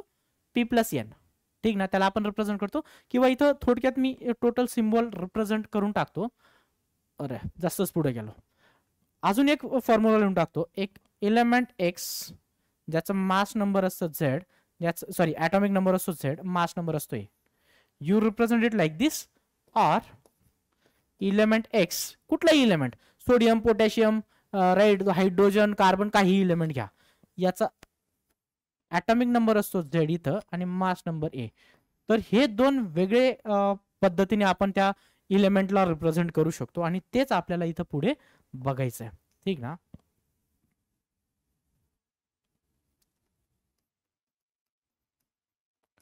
Elements having same atomic number but different mass number. मी तर नोट लिहून टाकतो. हे मास नंबर वेगळं का येत आहे? Different mass is because of different mass is due to different number of neutrons. बघा आयसोटोप जसं कार्बन 12 आणि कार्बन 13, अच्छा तिघ दिलेत, कार्बन 12, कार्बन 13, कार्बन 14. हा इथं जो लिहिलेला ना कार्बन 12, दिस इज व्हॉट बेटा, इथं ब्लॅक पेन वापरून घेतो. This is carbon is a symbol. This is what beta A, mass number, and this is what Z, atomic number. This is what beta A, and this is what Z. This is what A, and this is what Z. बघा सगळ्यांमध्ये Z ची value same आहे. म्हणजे काय, isotope मध्ये atomic number same आहे. Same atomic number काय मी इथं लिहून टाकू का ब्रॅकेट मध्ये? बेटर मी ब्रॅकेट मध्ये इथं लिहून टाकतो म्हणजे तुम्हाला अजून जास्त क्लॅरिटी येईल. सेम काय असणार आहे? Z, but different mass number. Mass number काय आहे? A. A वेगवेगळा आहे, दिसतोय का सगळ्यांमध्ये? आता हा A वेगळा कशामुळे? Z is same, A is different. This is due to what बेटा? A minus what number of neutron काय असतात? आता मी हा पण तुम्ही ह्याच फॉर्म्युलाला रिअरेंज करायचंय. मला जर N काढायचा असेल, what is N? N is equal to what बेटा? तुमच्या इथं बुक मध्ये कॅपिटल एन लिहिलाय, so let me make it capital N. मला काही फरक पडत नाही. तिथं जर स्मॉल एन असता तर you can write small N. So N will be equal to what बेटा? A minus P. याच फॉर्म्युला मला इथून एन काढायचंय, तर N will be equal to what बेटा? A minus P. So that is how we calculate. So बघा तुम्हाला इथं चार्ट मध्ये क्लिअरली दिसतंय atomic number, sorry mass number काय बाळांनो? ॲटॉमिक मास नंबर किंवा simply mass number is different. It is because of what बेटा? A minus Z. तो किती आहे? 6, 7, 8. नंबर ऑफ न्यूट्रॉन याच्यात किती असतील? नंबर ऑफ न्यूट्रॉन मी N ची व्हॅल्यू लिहून टाकतो. N ची व्हॅल्यू तो मला किती दिलेली? This is 6, this is 7, this is 8. याच्यामध्ये एक न्यूट्रॉन जास्तच आहे, याच्यामध्ये 2 न्यूट्रॉन जास्तीचे आहेत. म्हणून अशा कंपाऊंडला आपण, जसं तुम्ही कार्बन डेटिंगचे कधी हिस्ट्रीचे काही एपिसोड पाहिले, एखाद्या गोष्टीची एज डिटरमाइन करायची आहे, एखाद्या वास्तूची एज डिटरमाइन करायची आहे, तुम्हाला काही फॉसिल सापडले त्याची एज डिटरमाइन करायची, ते आपण डिटरमाइन करतो कार्बन 14च्या आयसोटोप वरून, राईट. म्हणून आयसोटोप्स काय असतात? Elements having same atomic number but different mass number will be called as isotope. मी रिपीट करतो, elements having same atomic number but different mass number and it is due to different number of protons, sorry different number of neutrons, जे मी तुम्हाला इथं mention करून दिलं. पुढचं बघून घेऊया बघा, आयसोबार्स. ठीक ना. आता मी समरी करताना तुम्हाला अजून एक छोटीशी ट्रिक सांगणार आहे, ते ट्रिक तुम्ही लक्षात घ्या. ठीक. So element having different atomic number but same mass number. पहिले काय होतं? Same atomic number different mass number. इथं उलट झालं, different atomic number same mass number. So लिहून टाकूया definition.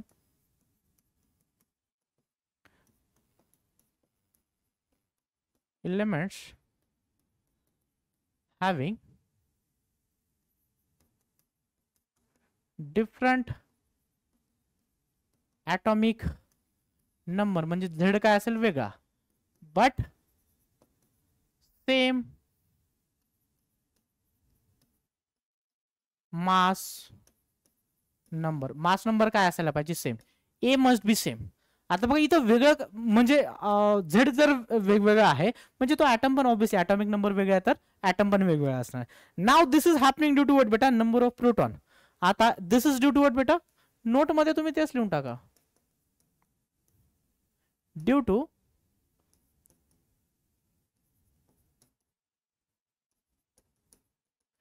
Different number of protons. वेगवेगळे जास्त म्हणजे वेगवेगळे प्रोटॉन्स असल्यामुळे आपल्याला अशा पद्धतीने हे मिळतंय, right. So number of neutrons यांच्यामध्ये बघून घ्या. अच्छा बघा, नंबर ऑफ प्रोटॉन्स 6 आहेत, 7 आहेत. नंबर ऑफ न्यूट्रॉन्स पण काय?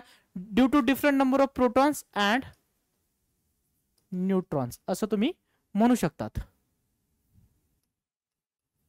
केअरफुली बघा, डिफरंट सेम काय फक्त आणि डिफरंट काय, हे मास नंबर सेम आहे, बाकी सगळ्या गोष्टी तुम्ही वेगळ्या लिहू शकता. पण आपल्याला डेफिनेशन मध्ये मेन्शन करताना फक्त ॲटॉमिक नंबर मेन्शन करायचा आहे. ॲटॉमिक नंबर वेगवेगळे आहे तर ऑब्व्हियसली नंबर ऑफ न्यूट्रॉन पण वेगवेगळेच राहणार, कारण की आपल्याला मॅच काय करायचंय, मास नंबर, राईट. सो इथं परत एकदा formula A is equal to P plus N.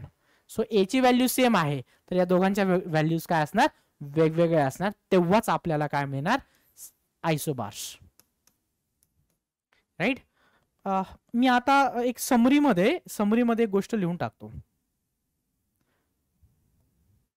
मी इथं एक सिंबल लिहितो बाळांनो, एक्स इलेमेंट झेड आणि ए. बघा आमचे फ्रेंड्स आम्हाला असं सांगायचे आणि त्याच गोष्टी मी तुम्हाला सांगतोय, भले या चाइल्डिश गोष्टी असतील पण एक्झाम मध्ये जेव्हा आपण एक्झाम मध्ये बसलेलो असतो ना, त्या गोष्टी डोक्यात इमिजिएटली चमकत नाही. तर ते चमकण्यासाठी ही गोष्ट मी स्वतः ही ट्रिक वापरायचो जेव्हा मी पण थोडासा मंद पद्धतीने अभ्यास करायचो. बघा ट्रिक काय आहे बाळांनो, आणि तुम्हाला फायदेशीर राहील म्हणून सांगायचा प्रयत्न करतोय. बघा आयसोटोप म्हणजे काय, this is at the top, this is at the top, this is at the bottom. हे कुठे बाळांनो, बॉटम. बॉटमला मी काय म्हणतो, बार, म्हणजे बिलो, ठीक ना. सो आयसोटोप मध्ये टॉपचा डिफरंट, आयसोबार मध्ये बारचा म्हणजे बॉटमचा डिफरंट, ठीक ना. तर मी काय समरी काय करतो, मी मराठीमध्ये पण हे लिहायचा प्रयत्न करतो. टॉपचा डिफरंट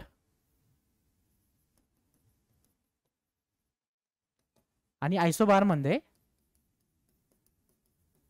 बॉटमचा डिफरंट. होपफुली तुम्हाला ही ट्रिक कामात येईल जेव्हा तुम्ही अभ्यास करताय. टॉपचा डिफरंट, टॉपला काय, मास नंबर, मास नंबर वेगळा, तो काय तुमचा डिफरंट मास नंबर, तो काय तुमचा आयसोटॉप. आयसोटॉप मध्ये टॉपचा डिफरंट, आयसोबार मध्ये बॉटमचा डिफरंट. तर तेच आपण समरी मध्ये लिहून टाकूया. Same mass number, different atomic number, Z म्हणजे बॉटमचा different.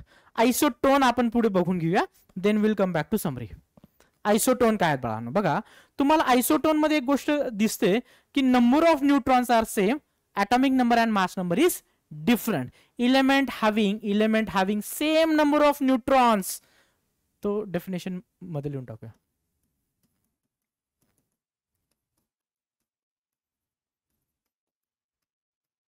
elements having same number of neutrons, right. Neutrons. आता तुम्ही पुढचं लिहिलं नाही लिहिलं तर काही हरकत नाही, इफ यू वॉन्ट बेटर मी लिहून टाकतो. सेम नंबर ऑफ न्यूट्रॉन असायला पाहिजे, that's all, but different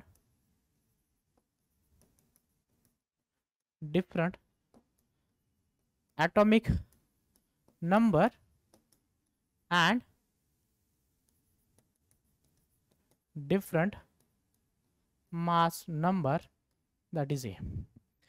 atomic number वेगळा आहे, मास नंबर वेगळा, पण नंबर ऑफ न्यूट्रॉन सेम आहेत. याला आपण काय म्हणणार बाळांनो, आयसोटोन्स. तर मी समरी मध्ये आयसोटोनला ऍड करून टाकतो. What is isotone, same number of neutrons. तर तुम्ही एवढं जरी केलं तरी तुमचं सगळे प्रॉब्लेम्स सॉल्व्ह आहेत, right.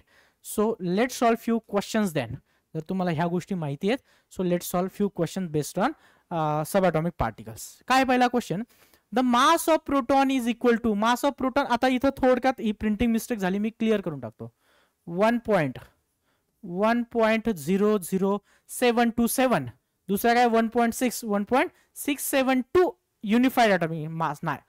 It is nearly equal to 1 AMU और याला आपण काय म्हणतो, और 1 युनिफाईड ॲटॉमिक मास. सो आपला करेक्ट आन्सर काय असणार आहे बाळा, प्रोटॉन्स आणि न्यूट्रॉन्स. इथं मास ऑफ प्रोटॉनच्या ऐवजी मास ऑफ न्यूट्रॉन जरी राहिलं असतं तर आपण हेच आन्सर लिहिलं असतं. बघा तुम्ही म्हणणार सर तुम्ही मास सांगताना जे आहे त्या व्हॅल्यू थोड्याशा लास्टमध्ये जे आहे ती थोडंसं चेंज वाटतंय, फरक नाही पडत. You can right this as a 1.008. हे जरी ऑप्शन असतं तरी पण मी यालाच करेक्ट म्हटलं. सो वेदर इट इज 1.00727 किंवा 1.008 मिनिंग एकच असणार आहे. ठीक आहे, आपल्याला आपल्या लेवलला, we are not working at a scientific level. So 1.008 असेल, that is also the correct answer, right. पुढचा क्वेश्चन बघूया. Atomic number of an element is equal to, एका इलेमेंटचा ॲटॉमिक नंबर काय असतो. मी तुम्हाला इथं डायरेक्ट आन्सर सांगतो, त्याच्यानंतर आपण ऑप्शन बघूया. इज इक्वल टू व्हॉट बेटा, number of protons. Number of what बेटा, प्रोटॉन. ऑर हे तुम्हाला जेई मेन्स किंवा ऍडव्हान्स लेवलला विचारू शकता. तो नंबर आहे ना, that is equal to number of electron also in a neutral atom. ठीक ना, न्यूट्रल ॲटम. मी 2-3 वेळा रिपीट केलं, परत लिहून टाकतो. Number of electron in neutral atom, because in a neutral atom, in neutral atom number of proton is equal to number of electron. कारण charge balance करायचा ना आपल्याला, म्हणून number of proton and number of electron काय असणार आहे बाळांनो, same असणार आहेत. Number of electron, right. बघून घ्या आपण option. The sum of the number of electrons and neutrons, बिलकुल नाही. Sum of number of electron plus neutron, ना. दुसरा काय आहे, number of proton present in the nucleus of atom of the element, बिलकुल number of protons correct answer आहे. पुढचं परत बघू. The number of neutrons present in the nucleus of atom, ना. न्यूट्रॉन्स हे बदलू शकतात, न्यूट्रॉन्स हे जास्त असू शकतात. बघा, एक्सेप्ट हायड्रोजन, एक्सेप्ट हायड्रोजन, बाकी सगळ्या इलेमेंट्समध्ये, मी त्या नोटमध्ये लिहूनच टाकतो. चला, हे तुम्हाला जेईसाठी जनरली कामात येऊ शकतं किंवा तुमच्या नॉलेजसाठी पण, नॉलेजमध्ये भर होण्यासाठी कामात. Except hydrogen, except hydrogen, all the elements has काय बेटा, number of neutrons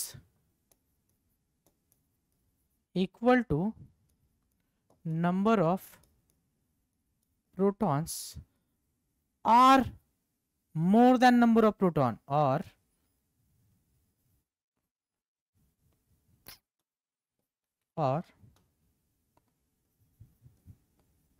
more than number of protons. Carefully बघा. एक्सेप्ट हायड्रोजन, कुठलाही इलेमेंट घ्या, त्याच्यामध्ये नंबर ऑफ न्यूट्रॉन किती असतील, ते तर प्रोटॉनच्या बरोबरीला असतील किंवा प्रोटॉनपेक्षा जास्त असतील. म्हणून मास नंबर हा ॲटॉमिक नंबरच्या डबल किंवा त्याच्यापेक्षा जास्त असतो. therefore mass number is double or more than double of atomic number. atomic number काय आहे बाळांनो, Z, म्हणजे प्रोटॉन. बोलो हा या ना. I hope it is clear. Last पण ऑप्शन वाचून घेऊया. The sum of the number of electrons and proton, no. Sum of proton आणि इलेक्ट्रॉन केले तर खूप जास्त होणार ते. Next question. Mass number of an atom is equal to, mass number किती असतो रे, A is equal to P plus N. काही डाऊट आहे का? ऑप्शन बघून घ्या. Proton number minus neutron number, ना. Proton number plus neutron number, correct. Number of nucleons minus number of electron, ना. न्यूट्रॉन्स नंबर, ना. करेक्ट काय असणार बाळा, no, P plus N. Proton plus neutron, P plus N will be your mass number, correct आहे. पुढचा question बघून घेऊया. The mass number and atomic number of an element are A and Z. Okay, this is mass number and this is atomic number respectively.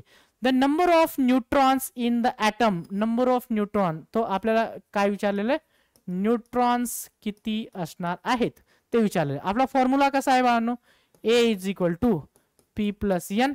तो N काय असणार आहे बाळांनो, N काय असणार आहे, ए मायनस पी. आणि बघा कुठल्या ऑप्शन मध्ये तुम्हाला ए मायनस पी इज व्हॉट बेटा, झेड. नंबर ऑफ प्रोटॉन, अच्छा, नंबर ऑफ प्रोटॉनला इथे यांनी झेड मानलेलं आहे.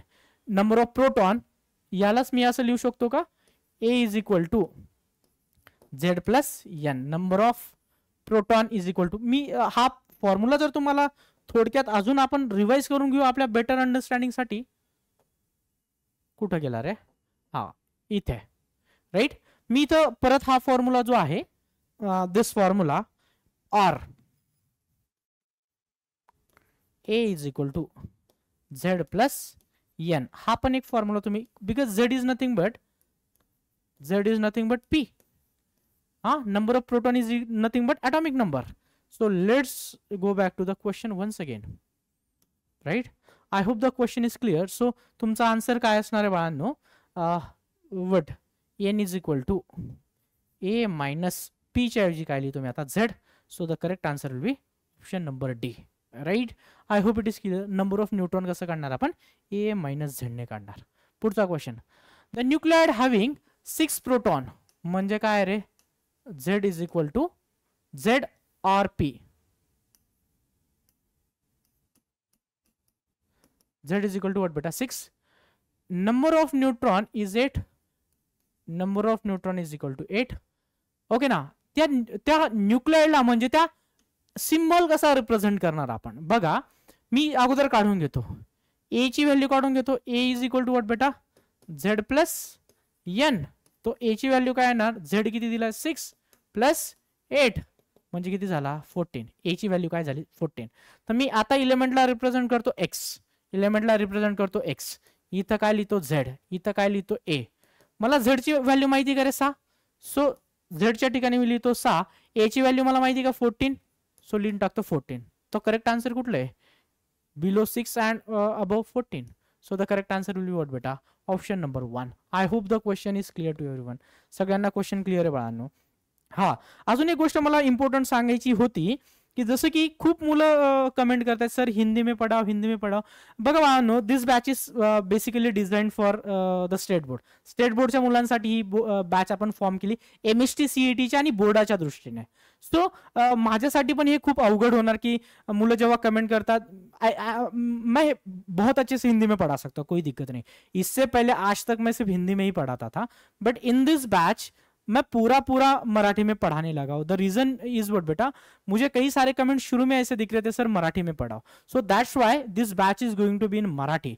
कारण की ओरिएंटेशन सेशन मध्ये पण आपण मुलांना हे प्रॉमिस केलं होतं की आपण मॅक्झिमम मराठी यूज करणार. So please mention this point, very important, right. मी लास्ट मध्ये हा पॉइंट परत एकदा रिमाइंडर मध्ये देऊन टाकणार आहे, राईट.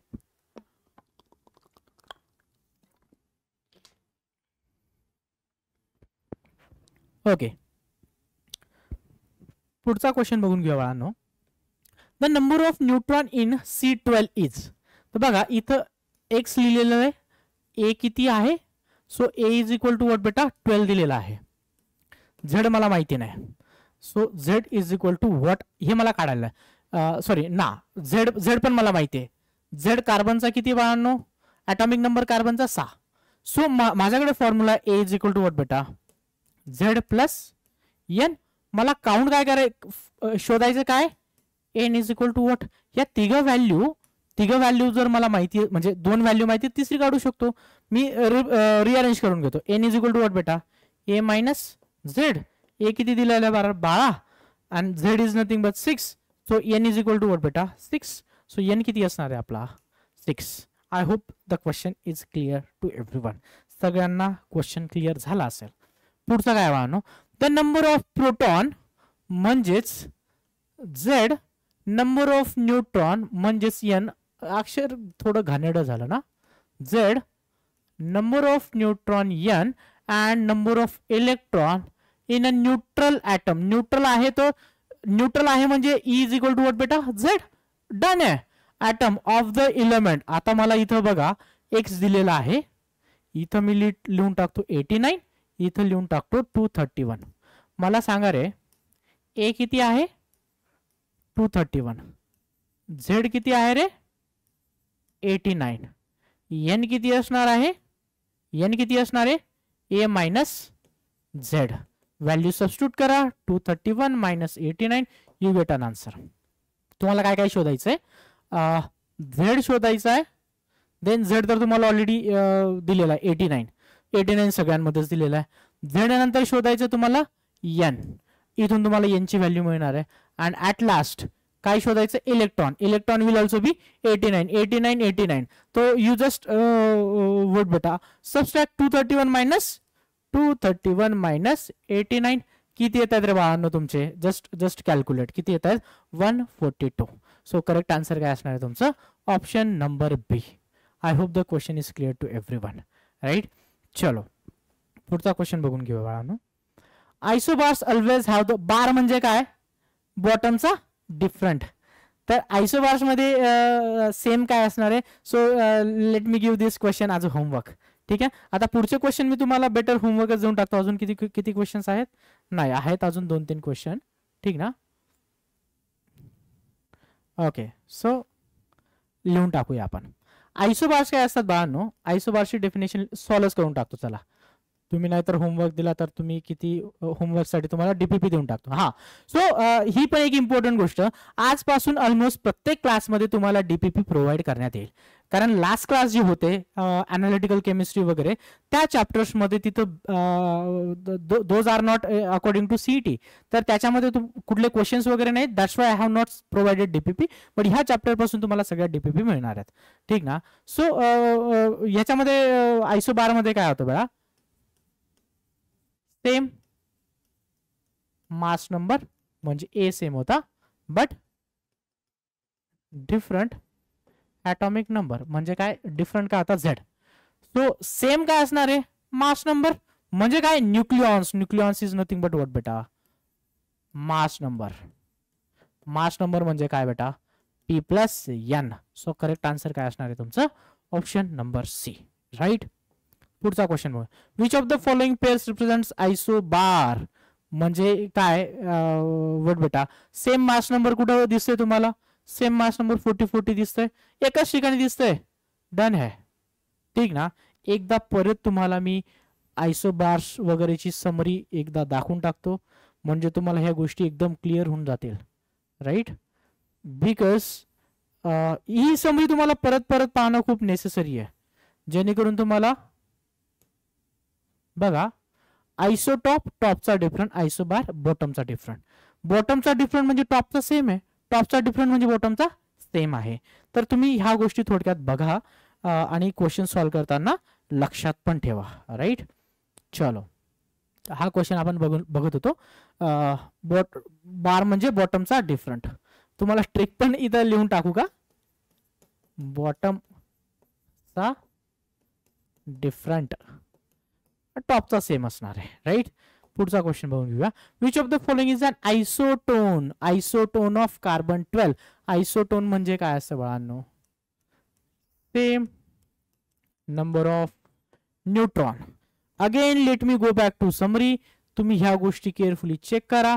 समरीमध्ये तुम्हाला काय दिलेलं बाळांनो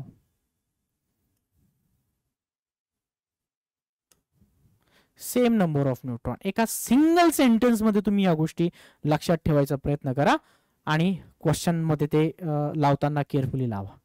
same number of neutron. Neutron कसा काढतो आपण अच्छा फॉर्म्युलाच लिहून टाकतो ना. A is equal to Z minus sorry Z plus N. So N is equal to what बेटा ए मायनस झेड. तो ज्या ज्या केसमध्ये ए आणि झेडच्या सो दिस इज व्हॉट बेटा हे टॉपचं काय असतं ए आणि बॉटमचा काय असतं तुमचं झेड. सो ऑप्शन प्रमाणे जाऊया. पहिलं ऑप्शन 11 मायनस 5. दुसरं काय दिलेलं बाळांनो वट 13 मायनस 6. तिसरं काय दिलेलं आहे 14 मायनस 6 आणि 4चं काय करायचंय 10 मायनस 5. बघा मी काय करतोय रे मी फक्त ए मायनस झेडच्या व्हॅल्यू सगळ्यांमध्ये लिहून टाकतो आणि ती व्हॅल्यू इथं मॅच करतो. इथं काय येणार आहे ओरिजिनल कंपाऊंड मध्ये ए किती दिलाय 12 मायनस 6. तर यांच्यापैकी कोणाकोणाचा आन्सर 6 येतंय ते बघा. सो पहिल्याच ऑप्शन मध्ये आपल्याला मिळतं 6 then 7 then 8 then 5. 6 7 8 and then 5. तर आपला करेक्ट आन्सर काय असणार आहे option number A. I hope the question is clear to everyone. ठीक आहे ना. क्लिअर बाळांनो. नेक्स्ट सो आपल्या रिव्हिजन मध्ये आपण आज काय काय पाहिलं. Discovery of proton. अच्छा सिक्वेन्स नुसार जाऊ. Electron, proton and neutron. दुसरं आपण पाहिलं आयसोटोप, आयसोबार अँड आयसोटोन. तर ह्या गोष्टी आपण आजच्या क्लासमध्ये पाहिलेल्या आहेत. राईट. तुम्हाला होमवर्क देऊन टाकतो, DPP-1 ऑफ ॲटॉमिक स्ट्रक्चर किंवा स्ट्रक्चर ऑफ ॲटम म्हणू शकता. हे तुम्हाला ॲपमध्ये पण सापडून जाईल, सॉरी ॲपमध्ये सापडेल. ठीक ना. ॲपमध्ये DPP सेक्शन आतापर्यंत जे चॅप्टर होते त्याच्यामध्ये कमिंग सून असं तुमच्या कमेंट पण पाहिला. So that won't work. त्या चॅप्टर्समध्ये ह्या गोष्टी नव्हत्या. तर आपण बघून घेऊया समरीमध्ये. इलेक्ट्रॉनच्या बाबतीत जर आपण पाहायचं म्हटलं, इम्पॉर्टंट गोष्टी लिहून टाकूया. ठीक ना. चार्ज किती होता बाळांनो? -1.602 इंटू 10 की पॉवर किती बाळा? -19 कुलोम. जर मी मास जर पाहायचं म्हटलं तर मास किती होतं बाळाचं? 9.1 इंटू 10 की पॉवर -31 किलोग्राम. तुम्ही पुढचं जर पाहायचं म्हटलं प्रोटॉन, प्रोटॉनवरचा चार्ज किती असणार आहे बाळांनो? चार्ज इज सेम, फक्त 1.602 इंटू 10 की पॉवर -19 कुलोम. जर मी मास जर पाहायचं म्हटलं तर मास किती होतं बाळांनो? मी AMU मध्ये लिहून टाकतो हे मास, किंवा जर किलोग्राम मध्ये जर लिहायचं असेल ते पण लिहू शकतात. 1 AMU. किलोग्राम मध्ये जर पाहायचं असेल 1.67 पुढच्या व्हॅल्यूने इंटू 10 की पॉवर किती होतं बाळा? -27 किलोग्राम. ठीक. त्याच्यानंतर न्यूट्रॉन, न्यूट्रॉन मध्ये no charge, charge 0, mass same as proton. त्याच्यानंतर आपण काय पाहिलं? आयसोटोप, आयसोबार आणि अजून काय पाहिलं बाळांनो? आयसोटोन.